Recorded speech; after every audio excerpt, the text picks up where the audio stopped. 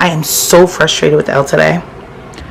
We do a really good job as people of hiding basic truths on social media and in our content. And so while he and I are very much in love, he's getting on my nerve.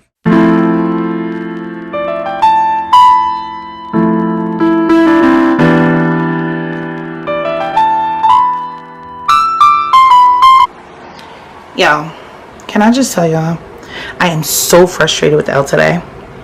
Like, we're having a discussion about some really serious things that require you to be introspective and dig out some beliefs and things that may have been societally acceptable and inherent to your beliefs, and it's hard for him to look past that, and we're bumping into a wall because he's feeling offended when he should be appreciative that I'm comfortable with pointing out those flaws. I personally feel like in a relationship, if I cannot help you grow, then what are we here for? So we just finished having a screaming match, which is so foreign to us, so I'm a little upset because also we are not able to complete our argument, and I don't like to leave things undone.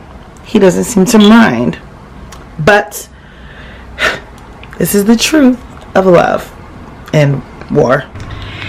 So I'm coming up here, and actually it's pretty late at night, but I just got off the phone with Elle, and I want to say that we do a really good job as people of hiding basic truths on social media and in our content.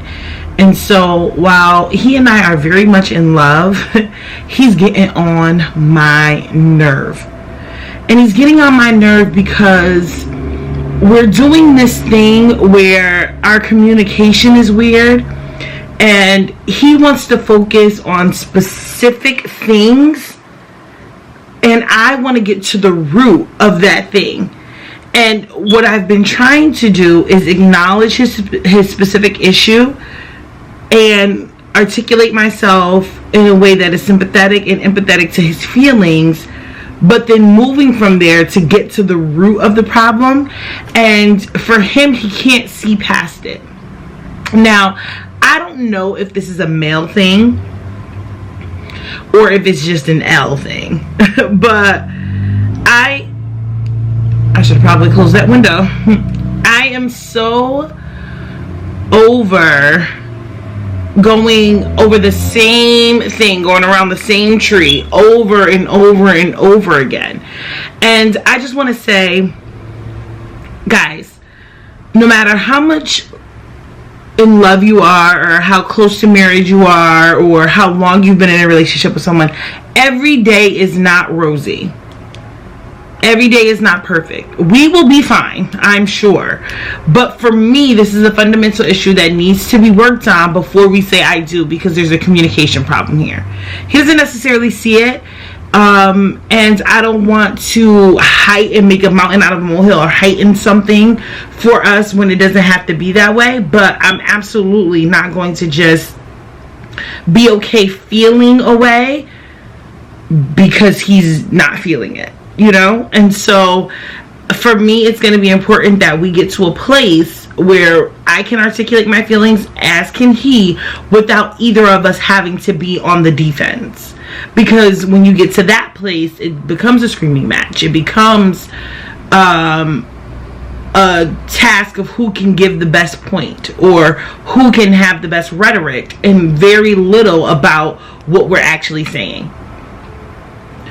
I don't necessarily like the way we're going to bed tonight, but I think we kind of need to sleep on it. And I know there's this like let's not go to bed mad kind of thing, where I don't really necessarily know that we're mad. I just think that we have hit a wall in the discussion, and we need to step back and really digest and process what each other are saying, so that we could be more productive in that communication tomorrow.